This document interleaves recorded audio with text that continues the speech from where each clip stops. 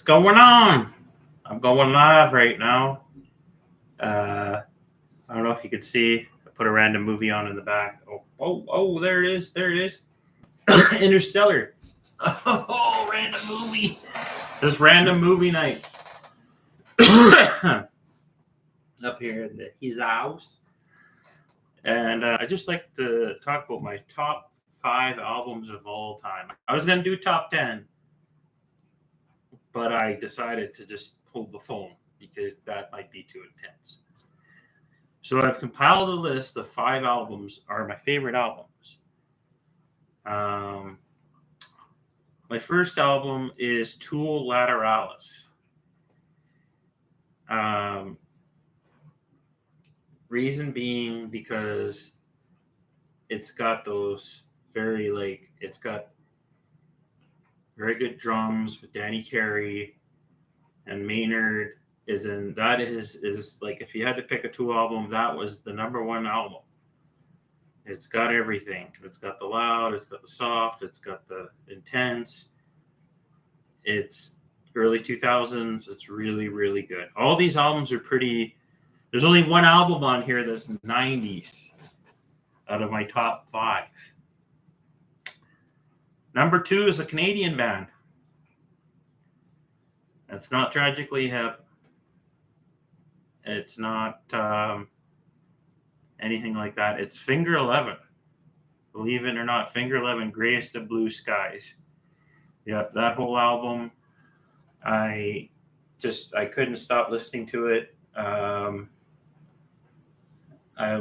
remember the album after that. I actually skipped school that day. I think I had a couple of free blocks in a row, and I decided to go off and on the bus and go downtown Maple Ridge. There used to be a little CD place in the Valley Fair Mall, and I picked up the third album. I think it's just self-titled Finger 11 album.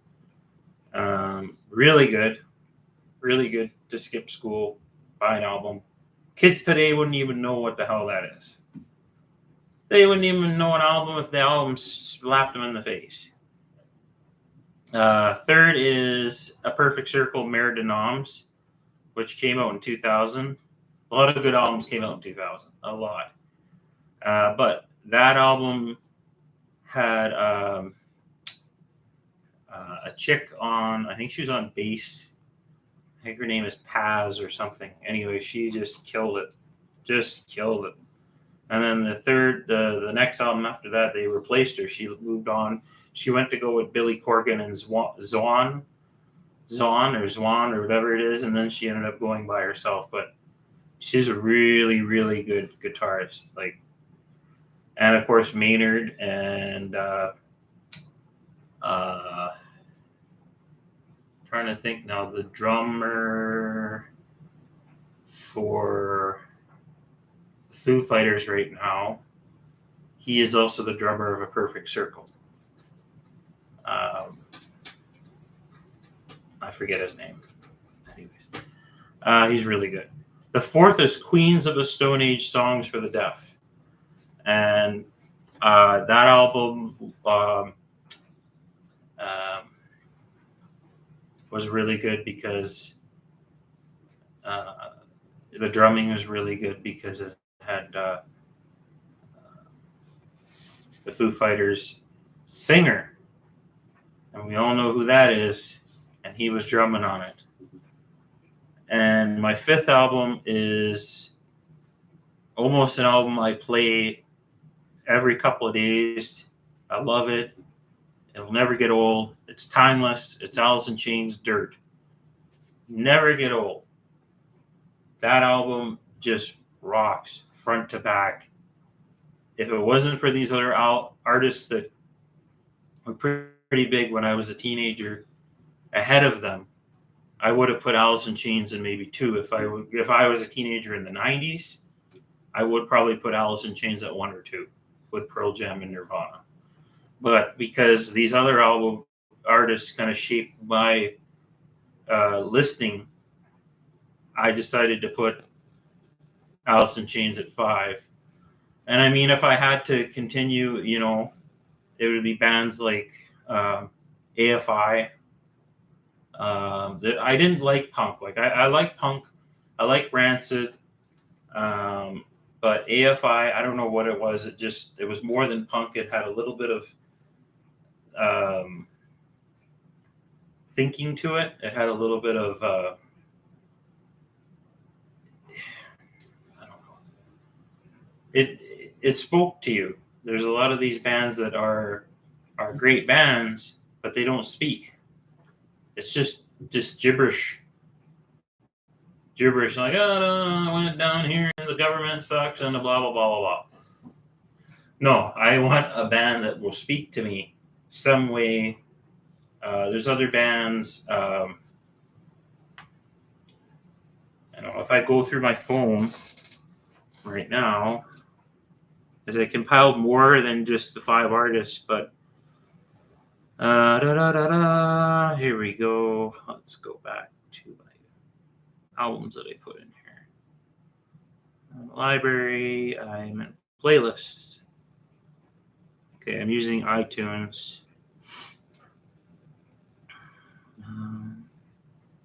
Sort by album. So I have Faith No More, Midlife Crisis.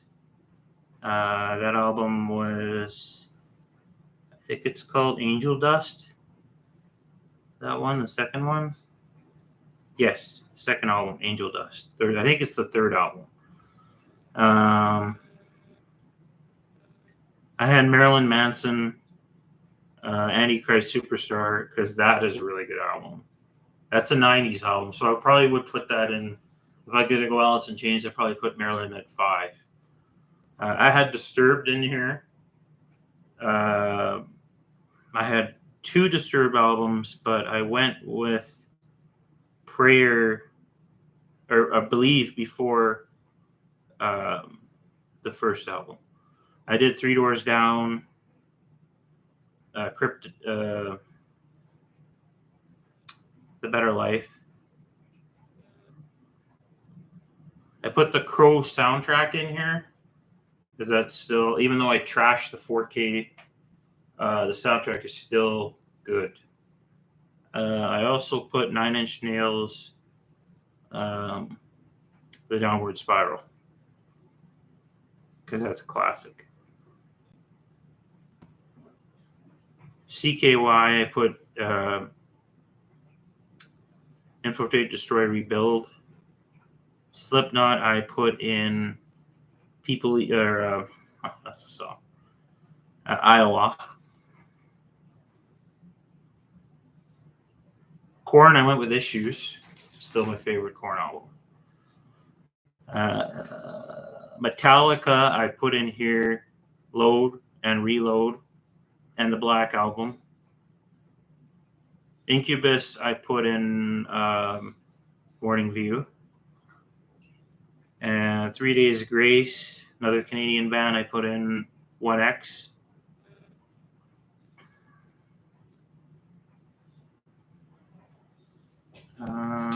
Breaking Benjamin, I put in Phobia. So yeah, Limp Bizkit, the first 3 albums were great. Drowning Pool, the first album was great until, unfortunately, the lead singer passed away, which sucks because he was really good.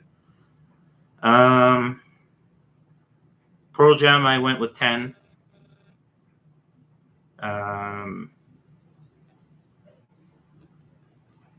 Because that was one of the best.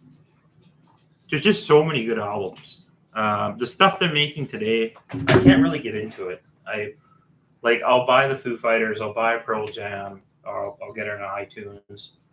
I'll get bands that I know I can kind of get into, but I cannot stand this new stuff. I can't get into it for whatever reason.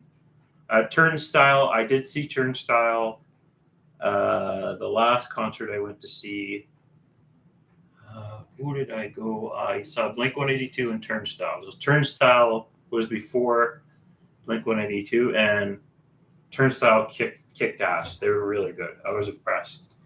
they're about the only band right now that I can kind of get into. But all the other ones, they just generic. We'll see. We'll see what happens in the future music industry if a band puts out an album that's kind of better than what's been going on now. Anyways, just want to let you. That's my top 5. Those other ones were just ones I was running through. But yeah, just wanted to check out the top 5. Peace out.